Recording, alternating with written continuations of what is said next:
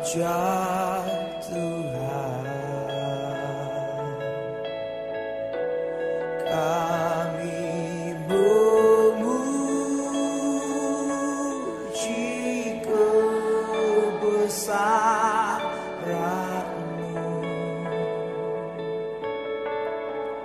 Ajaib Tuhan, ajaib Tuhan.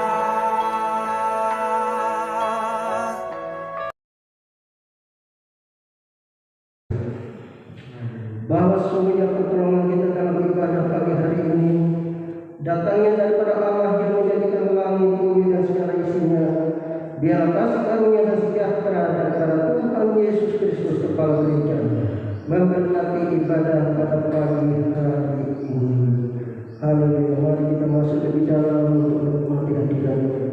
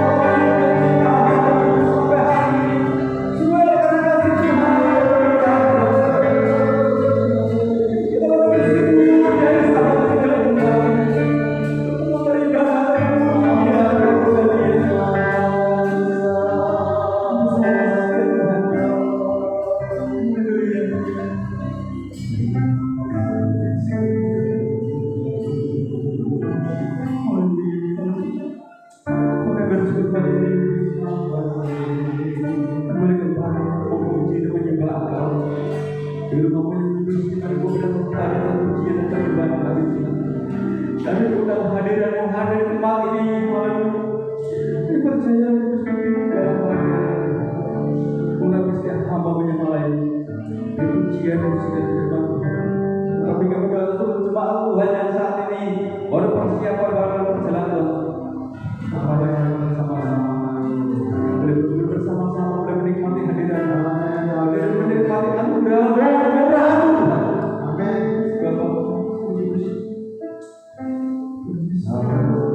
Saudara kami yang saat ini lemah dan kerasa sakit Tuhan tolonglah mereka.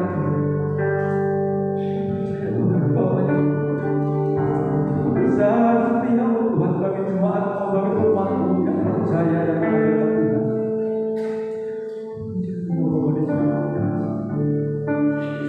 Jangan bawa musuh kepada yang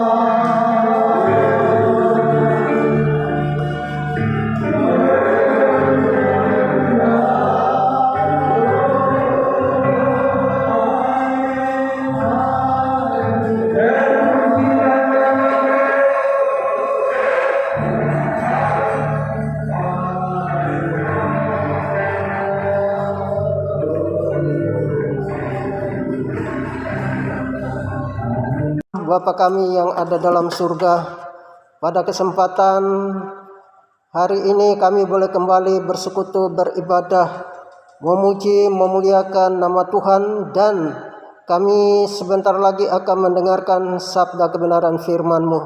Mari Tuhan memberkati firman Tuhan ini. Roh Kudus mengurapi hamba-Mu, dan sehingga firman Allah boleh menjadi berkat bagi kami semua. Haleluya. Amin. Firman Tuhan pada pagi hari ini terambil di dalam kitab Yeremia pasal 17 ayat yang ke-7. Demikian firman Tuhan, diberkatilah orang yang mengandalkan Tuhan, yang menaruh harapannya pada Tuhan.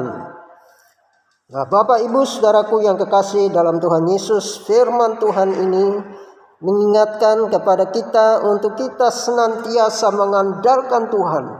Janganlah mengandalkan manusia dan kekuatannya atau kekuatan kita sendiri, tetapi biarlah kita mau mengandalkan Tuhan.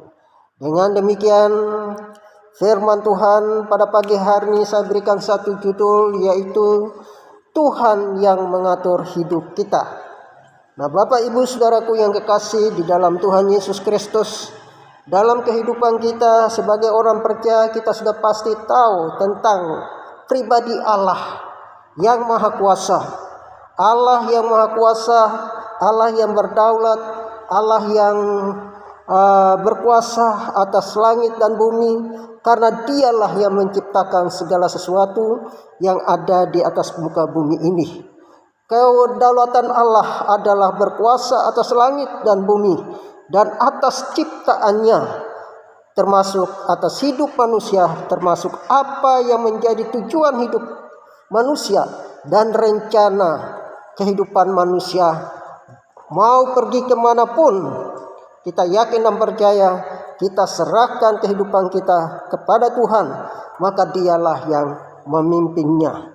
Tetapi dalam kitab Yakobus pasal 4 ayat yang 13 mengatakan, jadi sekarang hai kamu yang berkata, hari ini atau besok kami berangkat ke kota Anu, dan di sanalah kami akan tinggal setahun dan berdagang serta mendapatkan untung. Sedang kamu tidak tahu apa yang terjadi besok. Apa arti hidupmu?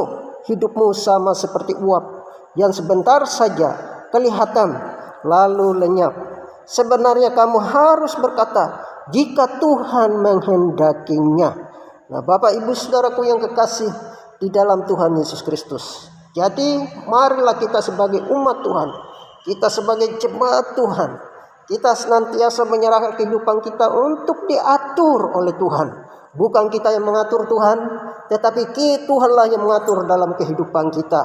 Maka semuanya pasti berjalan sesuai dengan kehendak dan rencana Tuhan.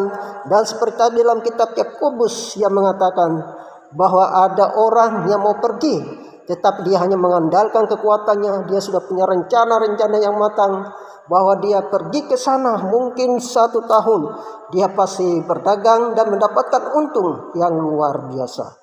Tetapi kenyataannya tidaklah demikian.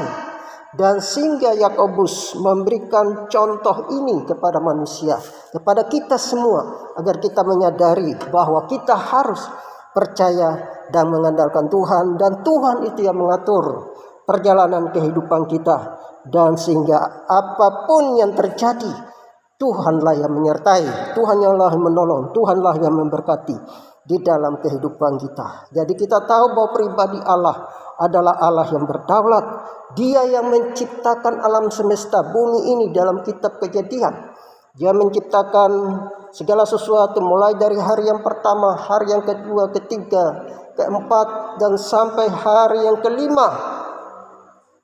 Dikatakan bahwa semuanya itu baik adanya. Dan Tuhan tidak perlu meminta pertimbangan kepada siapapun. Tuhan tidak perlu melapor kepada siapapun, karena tidak ada yang berkuasa untuk Tuhan harus melapor bahwa apa yang diciptakannya itu untuk dilihat apakah sudah benar, apakah sudah baik. Tidaklah demikian, sebab Tuhan Maha Kuasa. Dia pribadi yang melaporkan kepada dirinya sendiri, ya, yang menyampaikan, yang berkuasa atas alam semesta ini, tahu bahwa semua yang dia kerjakan itu baik adanya. Bapak Ibu Saudaraku yang kekasih di dalam Tuhan Yesus Kristus, dengan demikian kita sadar bahwa yang pertama dari Tuhan yang mengatur hidup kita. Alasannya kenapa? Sebab yang pertama, karena Tuhan itu Sang Pencipta. Dalam kitab Kejadian 1 ayat yang ke-25, di situ menceritakan tentang penciptaan segala sesuatu. Ya, sampai kepada ayat yang ke-25, di situ dikatakan Tuhan pencipta segala sesuatu. Kemudian pasal 1 ayat 26 sampai 28, di situ kita melihat bahwa Dia menjadikan manusia menurut gambar dan rupa Allah sendiri. Bapak Ibu Saudaraku yang kekasih di dalam Tuhan Yesus, dengan demikian bahwa kita menyadari bahwa Tuhan itulah yang mengatur di dalam perjalanan kehidupan kita. Dialah Tuhan yang berdaulat atas alam semesta ini. Oleh sebab itu kita hanya berserah dan mengandalkan Dia sebagai Tuhan dan juru selamat dalam kehidupan kita. Manusia yang alasan yang kedua mengapa Tuhan harus mengatur kehidupan kita. Sebab manusia sudah jatuh ke dalam dosa.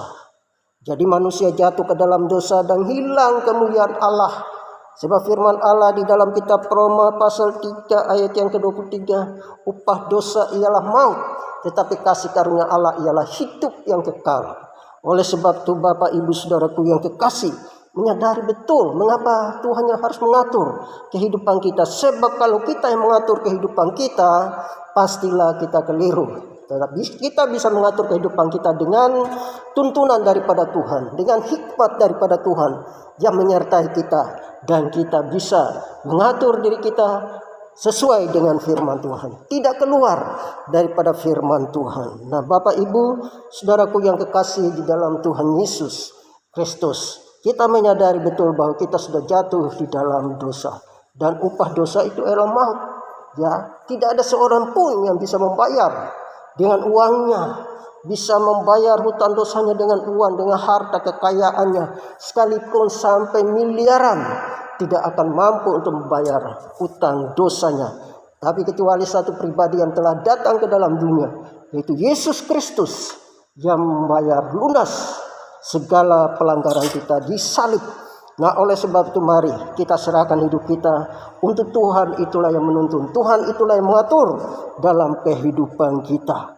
Allah menebus manusia kembali melalui pengorbanan Yesus di kayu salib. Nah, oleh sebab itu biarlah kita menyadari bahwa kehidupan kita sebagai manusia yang tidak berdaya, yang tidak mampu, perlu mengandalkan yang lebih kuat, yaitu Tuhan.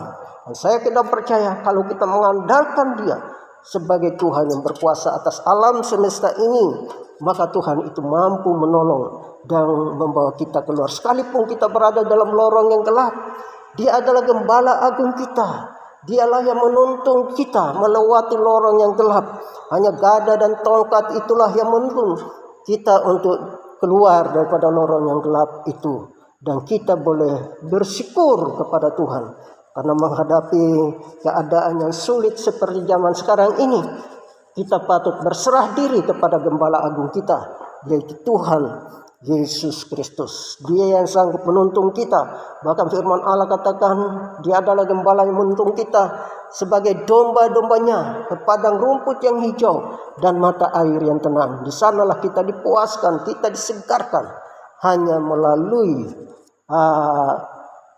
penyertaan daripada Tuhan untuk menyediakan segala sesuatu bagi kehidupan kita sekalian.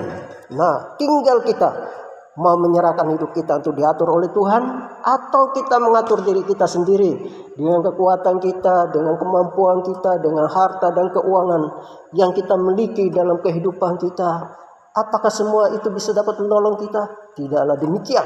Sebab kenyataan membuktikan bahwa yang punya uang banyak tidak bisa mampu menolong dirinya sendiri.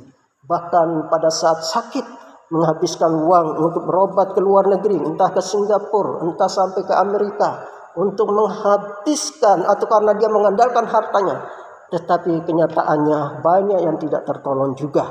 Nah, oleh sebab itu marilah kita sebagai umat Tuhan di masa yang sulit ini, kita serahkan kehidupan kita untuk diatur oleh Tuhan. Seperti firman Tuhan tadi mengatakannya kepada kita bahwa diberkatilah orang yang mengandalkan Tuhan yang menaruh harapannya pada Tuhan. Ya, kalau ayat selanjutnya mengatakan ia akan seperti pohon yang ditanam di tepi air, yang merambatkan akar-akarnya ke tepi batang air, dan yang tidak mengalami datangnya panas terik, yang daunnya tetap hijau, yang tidak khawatir dalam tahun kering, dan yang tidak berhenti menghasilkan buah. Bahkan di dalam firman Tuhan bagian lain, renungkan Taurat Tuhan itu siang dan malam, maka perjalanan kita pun pasti berhasil. Artinya apa yang kita lakukan selalu disertai oleh Tuhan, dituntun oleh Tuhan, dan apa maunya Tuhan itu yang kita lakukan pastilah berhasil. Banyak contoh kalau kita melihat hamba-hamba Tuhan yang dipakai oleh Tuhan luar biasa. Mereka melakukan ini, ternyata Tuhan menyertai, ternyata Tuhan memberkati di dalam kehidupan apa yang menjadi rencana mereka, karena Tuhan yang mengatur semuanya dan sehingga bisa berhasil dengan baik. Nah, Bapak Ibu Saudaraku yang kekasih dalam Tuhan Yesus, berikutnya adalah Tuhan yang berhak mengatur hidup kita. Contohnya adalah Abraham, Ishak dan Yakub. Tuhan yang menuntun, Tuhan yang mengatur, Tuhan yang memimpin dalam kehidupan mereka, dan sehingga firman Allah itu digenapi di dalam kehidupan mereka. Manakala mereka taat dan percaya kepada Tuhan, maka semuanya itu akan digenapi. Contoh juga dalam Alkitab, ya, seperti Henokh yang bergaul intim, bergaul karib dengan Tuhan. Ya, kurang lebih adalah 365 tahun, dan pada akhirnya dia diangkat oleh Tuhan. Jadi di sini kita melihat keistimewaan di mana orang yang percaya dan menyerahkan hidupnya untuk diatur, dipimpin oleh Tuhan, maka pastilah pada endingnya adalah firman Tuhan katakan rancangan Tuhan adalah bukan rancangan kecelakaan, tetapi rancangan Tuhan adalah rancangan damai sejahtera. Dan endingnya adalah kita menikmati berkat damai sejahtera dan sukacita ilahi di dalam kerajaan surga. Amin. Kiranya Tuhan memberkati kita.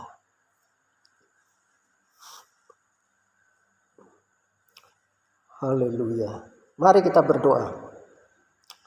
Bapa di dalam surga, pada saat ini kami sudah menyampaikan kebenaran firman Tuhan. Biarlah firman Tuhan yang disampaikan ini termaterai dalam kehidupan jemaat Tuhan sekalian, dan sehingga firman Tuhan ini mengajak dan mengajarkan kami semua untuk tetap tahu bahwa biarlah kami mau menyerahkan hidup kami untuk diatur oleh Tuhan. Sebab kalau Tuhan yang mengatur kehidupan kami, tidak pernah keliru, tidak pernah salah, tetapi Tuhan senantiasa menyertai, melindungi, dan memberkati. Endingnya adalah damai sejahtera dan sukacita ilahi kami boleh nikmati selama kami hidup di atas muka bumi, dan terlebih pada saatnya nanti Tuhan memanggil kami pulang ke pangkuanmu, maka kami akan menikmati hidup yang sesungguhnya, yang dimana di sana tidak ada tangisan air mata, penderitaan, sakit, penyakit, kelaparan, peperangan, tapi di sana adalah menikmati damai sejahtera dan sukacita sampai selama-lamanya. Kiranya Tuhan memberkati. Haleluya. Dalam nama Tuhan Yesus kami sudah berdoa. Amin. Tuhan Bapa kami yang ada dalam surga, kami berdoa secara khusus untuk jemaat yang ada di tempat ini, bahkan yang ada di rumah yang pada saat ini mengalami sakit. Kami berdoa dan menyerahkan mereka ke dalam tangan kuasa Tuhan, baik sakit apapun yang mereka alami. Kami berdoa dari tempat ini di dalam nama Tuhan kami Yesus Kristus, melalui darah dan hidup Yesus, kiranya mereka disembuhkan dan mereka boleh pulih dan boleh kembali senantiasa beraktivitas, terlebih memuliakan nama Tuhan. Terima kasih Bapak, terima kasih. Sebentar kami akan pulang meninggalkan tempat ini dan rumah kami masing-masing, baik yang di sekitar rumah sebagai agung. Tuhan Engkau senantiasa menyertai, melindungi, dan memberkati dalam kehidupan mereka semuanya.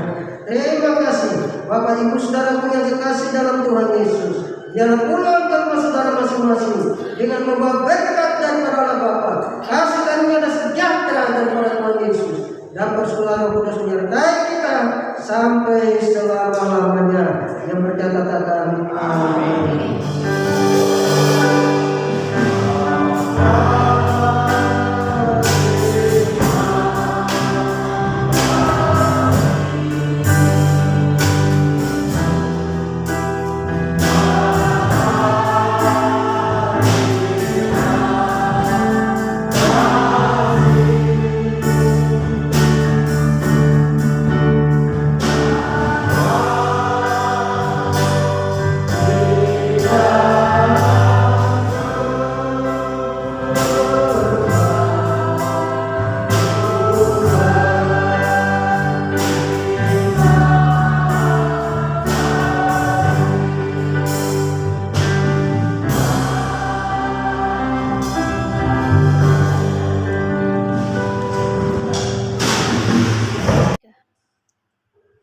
Kami Gembala Jemaat, Majelis, dan Jemaat Gereja Isa Masih Lumbumas mengucapkan selamat ulang tahun Sinode Gereja Isa Masih yang ke-75.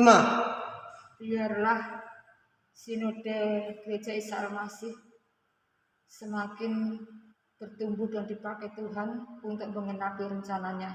Amin. Kiranya Tuhan Yesus memberkati.